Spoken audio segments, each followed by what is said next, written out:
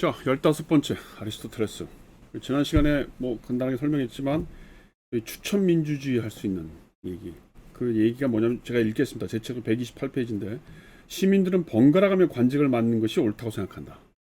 어쨌든 간에 이것은 자연적인 체제이며 사람들이 차례대로 관직을 맡아야 한다고 믿고 각자가 자기 자신이 재임 기간 동안에 다른 사람의 이해를 돌봐준 것과 마찬가지로 다른 사람들도 자기 이해를 돌봐주어야 하는 의무를 떠맡으려고 생각했던 이 시대가 채택된 체제이다.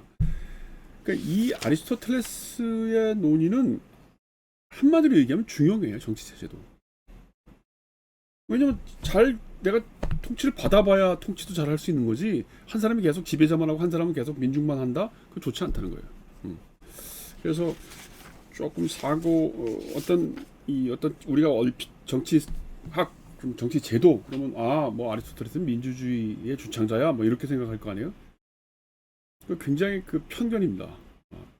그러니까 이런 논리로 보면 우리나라에서도 무슨 의원 내각제를 할 거냐, 대통령제를 할 거냐, 아니면 뭐 대통령이 임기를 뭐 4년 중임으로 할 거냐, 단임으로 할 거냐 이런 식의 체제의 논의가 이제 정치권에서 많이 있는데 나는 그거의 논의가 시대에 따라 변화하고 중요한 쟁점을 논의하는 건 뭐 얼마든지 가능하다고 보는데 기본적으로 어떤 정치 체제든 영원히 진리처럼 영원 불변의 진리처럼 이것만이 최고야라고 하는 그런 정치체는 없다는 거예요.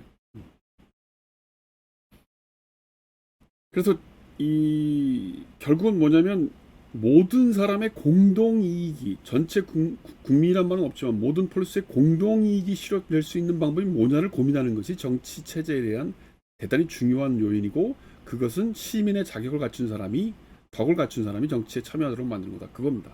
그래서 바로 7장 3권의 7장에 보면 여기 이제 주로 그 왕정, 귀족 정치, 그다음 혼합 정치, 대민주주의 정치 이런 말들을 그런 체제를 설명을 해요. 그래서 뭐 왕정이라고 하는 것은 혼자서 소수 1인 혹은 혼자서 하는 것이고 귀족 정치는 여러 사람이 하는 것이고 그다음에 무슨 뭐 민주주의 정치는 여러 사람이 하는 것이고 이걸 또 합친 사람은 혼합 정치고 이런 얘기를 하는데 뭐 그렇게 어렵지 않아요. 이거는 그러니까 소위 그것이 타락한 왕정이 잘 됐을 때는 군주정이라고 하는데 그게 타락하면 참주정이 되고 귀족 정치가 잘 되면 귀족 정치라고 하는데 그게 타락하면 과두정이라고 하고 민주정치가 잘 되면 민주정이라고 하지만 타락하면 그건 우중정치라고 하는 겁니다. 그래서 그것들에 대한 여러 가지 케이스 사례를 쭉 설명하고 있어요.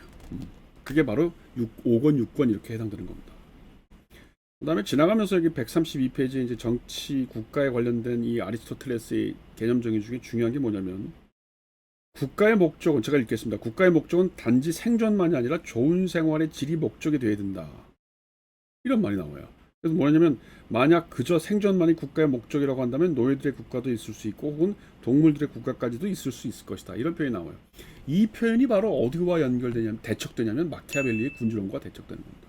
제가 지금 이 강의가 뭐냐면 정치를 보는 세 가지 시각이라고 하는 큰 줄기 안에서 지금 아리스토텔레스 다음 시간에 주로 이제 성경을 어떻게 해석할까 하는 그 소위 라이널트 니버하고 리케를 얘기할 거고 그다음에 이제 세 번째로 마키아벨리를 얘기할 거예요.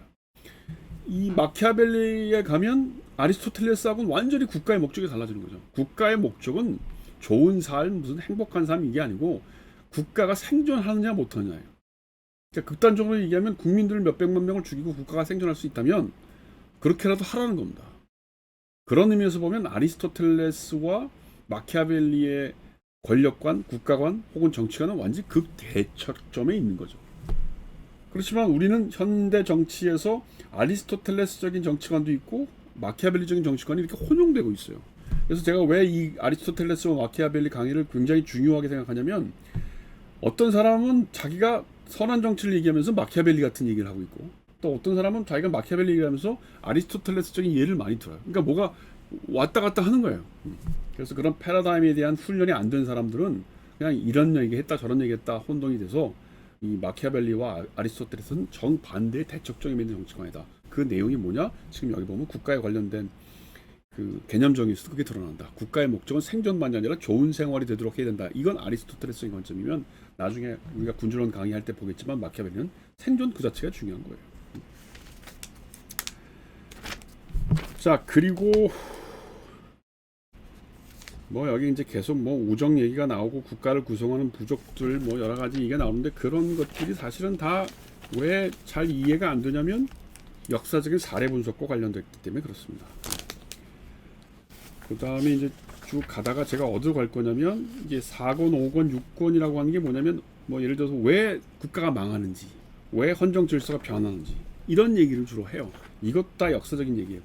근데 그것들이 이제 나중에 보면 뭐 마키아벨리가 썼던 로마사 연구, 로마 공화정에 대한 연구를 한단 말이에요. 그런 것도 다 이 아리스토텔레스가 했던 이 5권, 6권을 정치학에 나오는 5권, 6권에 이렇게 헌정사의 변화, 혁명의 변화, 왕정이 실패하는 변화 이런 얘기를 아리스토텔레스 썼기 때문에 그걸 보고 나중에 마키아벨리 같은 사람도 로마 공화정에 대한 연구를 하고 그거에 대한 연구를 하는 겁니다. 나중에 루소나 헤겔도 보면 어느 때 국가가 망하고 어떤 때 국가가 성하는지 그에 대한 챕터가 조금씩 남아 있어요. 그건 뭘 얘기하냐면 아리스토텔레스 정치학의 영향이 남아 있다는 거예요. 근대 영향까지도. 뭐 그런 정도를 얘기를 합시다. 뭐 6권의 제목도 안정 기반을 위한 민주정치와 과도정치의 건설 방법. 이거 어떻게 하면 민주정치를 우리 오늘날의 현대 용어로 얘기하면 컨설리데이션이라는 말을 써요. 민주화의 컨설리데이션, 공고화. 그 말이 이 안정 기반을 위한 민주정치라는 말하고 똑같은 말이에요. 그러니까 벌써 어떻게 하면 정치 체제가 안정되고 공고화 될 건가 이런 얘기를 벌써 아리스토텔레스가 했다는 겁니다. 자, 이제 그러고 나는 여러분들한테 뭘 강조하고 싶으냐면 정치학에 나오는 7권과 8권에 나오는 이 교육 얘기를 좀 하고 싶어요. 이 사실은 너무너무 중요하다고 생각하는 게 이 교육이라고 하는 것이 정치학에서 굉장히 중요한 그 주제였다고요. 근데 어느 순간인가 교육학하고 정치학이 분리가 돼가지고 오늘날에서는 정치학이 교육 얘기를 잘 안 해요. 어떤 시민을 만들어야 될지, 어떤 인간을 만들어야 될지를 얘기를 잘 안 해요. 근데 아리스토텔레스를 공부하다 보면 정치라고 하는 것은 인간을 교육하는 거에 굉장히 중요한 이 초점을 두고 있다는 걸 알게 됩니다. 자, 그래서 여기 이 책에서 보면은 주로 국가라고 하는 것이 개인의 행복하고, 그러니까 개인의 행복과 국가의 행복이 동일하냐 아니냐. 어? 한마디로 얘기하면 국가가 행복하고, 그러니까 국가가 행복하다는 게 뭐예요? 국가가 잘 유지가 되고 안정이 되고 평화롭게 사는 것. 그건 개인이 행복한 건 똑같다는 겁니다. 그래서 그런 의미에서 보면 개인을 어떻게 훈련시키느냐에 따라서 대단히 중요하다. 그래야 국가가 건전해진다. 국가가 행복해진다. 이런 말을 써요. 그리고 8권에 보면 청소년의 교육에 대해서 아주 중요한 얘기를 하고 있습니다. 여기 뭐라고 되어 있냐면 이건 좀 읽어봅시다. 첫 번째 챕터 1장에 국가의 시민들은 항상 그들의 국가의 정치 질서에 알맞는 교육을 받아야 된다. 어떤 정치 질서에 알맞는 시민의 성격 형태는 애초에 그 정치 질서를 창출해낸 힘이며 동시에 그것을 유지시켜주는 동력이다. 즉 민주적 성격 형태는 민주 정치를 유지시켜주며 과도적 정치 형태는 과도 정치를 유지시킨다. 이 말이 무슨 말이에요?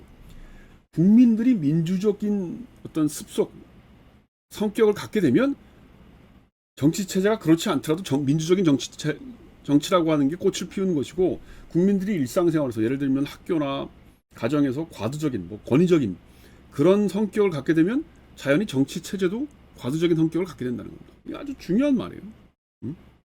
그러니까 국민을 어떻게 교육시키고 국민의 덕성이 어떻게 되는지에 따라서 정치 체제 형태가 바뀐다는 겁니다.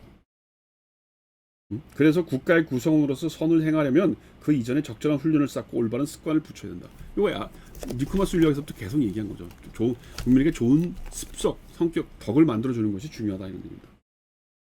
그 다음에 이제 바로 드디어 이 국가가 교육 체계들을 맡아야 된다는 얘기를 하는 겁니다. 국가의 교육 체계는 모든 사람에게 동일한 것이어야 된다. 이건 뭐예요? 국가가 공교육해라는 얘기입니다. 그 다음에 뭐라고 되어 있냐면 여기 기계적인이라는 말과 영혼이라는 말을 이제 쓰고 있는데 예를 들면 여기서 뭐예요? 기계적이라는 말은 직업, 기술 이런 걸 얘기한단 말이에요. 이런 교육도 물론 중요해. 그게 2장에서 나오는 거예요. 근데 3장에서 또 뭐라고 되어 있냐면 모통 교육의 기본적인 과목은 3가지인데 그것은 읽기, 쓰기, 체육, 음악이다. 그래서 뭘 얘기하냐면 여기 아까 얘기한 것처럼 직업 기술이나 무슨 교육 이런 뭘 만들 수 있는 교육도 중요하지만 체육이나 음악 교육에 대해서 강조를 해요. 너무 재밌지 않습니까? 특히 그 다음 페이지 이 8권의 3장의 뒤쪽 페이지에 가면 뭐라고 되어 있냐면 어째서 우리 조상들이 음악을 교육의 일부로 하였는지를 보면 알 수 있다. 왜? 아주 중요한 말입니다. 이거 꼭 명심하십시오. 음악의 가치란 여가 중의 정실 개발뿐이다. 그리고 음악이 교육에 도입된 것은 명백히 위해서다. 음악은 사람에게 자유인으로서의 당연히 있어야 하는 교양의 일부분인 것이다. 무슨 말이에요? 음악이라고 하는 것은 여가이긴 하지만 그 음악을 통해서 자유인이 갖춰야 될 교양의 품격을 갖는다는 거예요. 대단히 중요한 얘기입니다. 물론 그 당시는 체육이 중요했던 시대예요. 왜? 전쟁 사회였으니까 인간의 육체라고 하는 것을 통해서 전쟁을 하던 시기였으니까 체육에 대한 중요성은 뭐 곳곳에서 많이 나와요. 근데 음악에 대해서 이렇게 얘기를 강조하는 것은 난 참 재밌다고 봐요.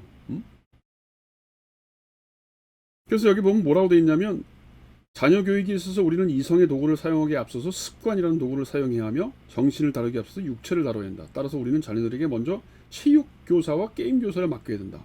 그러니까 지금 육체적인 습관 얘기를 한 거예요. 그 다음에 뭘 얘기해요? 고상한 마음이 승리하도록, 고상한 마음이 들도록 하기 위해서는 뭘 해야 한다는 거예요? 사람이 흉포하지 않고 고상한 마음이 들게 하기 위해서는 뭐예요? 음악을 하라는 겁니다. 음악. 나는 이거 지금 우리나라의 교육에 굉장히 중요한 함의를 준다고 봐요. 처음에 뭐라 그랬어요? 기술교육, 먹고 사는 기술교육 하라는 거 아니에요. 그 다음에 뭐야? 체육이나 글쓰기나 음악 같은 걸 하라는 겁니다. 근데 체육이라고 하는 건 당연히 당시에 중요했고요. 음악을 강조하는 이유는 뭐예요? 인간의 마음이 흉포해지지 않으려면 그걸 해야 된다는 거예요. 왜? 개인적인 수준뿐만 아니고 굿 시티즌으로서, 소위 덕성 있는 시민으로서 횡포한 마음을 갖게 되면 나라 전체가 민주주의가 망한다는 거예요. 난 이거 한국 사회에서 대단히 중요한 거라고 봅니다. 여기 보면 지금 몇 페이지냐면 이게 지금 5장입니다. 5장에 보면 또 음악에 대해서 뭐라고 되냐면 우리는 단순히 박자나 곡조 같은 것이 전혀 없는 흉내내는 소리를 들을지라도 사람들은 공감을 하는 감정을 갖게 된다고 보할 수 있다. 그러니까 어떤 음악을 듣느냐에 따라서 공감의 마음이 생긴다는 겁니다. 그래서 음악은 쾌락의 범주에 속하며 또한 선은 사람이 환희의 감정을 느껴야 하는 때에 그것을 느끼며 올바르게 사랑과 증오의 감정을 갖는 것이므로 인간의 선한 덕성이라는 건 뭐라고 써있냐면 환희의 감정을 느껴야 할 때에 그것을 느끼며 올바르게 사랑과 증오의 감정을 느끼는 게 그게 인간의 선이라는 거예요. 그러므로 우리는 뭐예요? 명백하게 몇 가지 결론을 낼 수 있다. 첫째, 훌륭한 성격과 좋은 행동에 대하여 기쁨을 느끼고 올바른 판단을 내리는 습관만큼 우리가 획득해야 할 중요한 습관도 없고 배워야 할 중요한 과목도 없다는 것이다. 그 다음으로 음악적인 박자와 곡조는 다른 어떤 것보다도 실제 본성에 가깝도록 성격의 상태에 대한 영상을 우리에게 제공해준다. 즉 분노와 평정한 마음의 영상과 인내와 절제 영상 또는 이와 반대되는 모든 형태의 영상을 묘사하는 것이다. 무슨 말이에요, 이 말이? 결국은 음악을 통해서 사람들의 감정 조절을 하고 사람들이 분노할 때와 기뻐할 때 또 어떤 판단할 때 이런 것들을 조절하는 훈련을 해야 된다는 겁니다. 그렇지 않으면 그건 단순히 어떤 음악적인 문제로 끝나는 것이 아니고 뭐예요? 정치로 연결된다는 거예요. 여기서 끊고 갑시다.